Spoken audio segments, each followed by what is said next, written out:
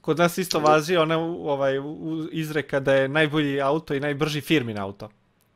Da, auto koji ne osjeća rupu. To. Jel ti se E, dešavalo da ti donose te firmine aute u katastrofalnom stanju, da nema šta ne fali?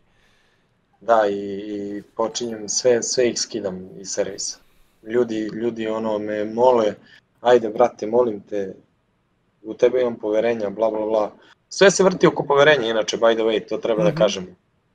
Većina ljudi bira majstora zbog poverenja, šta može i koje su njegove sposobnosti, ponekad i nisu važne, koliko je važno poverenje u tog majstora. Ali, poverenje nekad može biti prokockano, zato i majstori i mušterije budite tolerantni i razumni jedni za drugi. Lepa, lepa. A, a, Firmina kola, brati, pizzerije, brza hrana, dostave, brati. Znači, momci koji voze te automobile dušu im vade, bukvalno dušu im vade.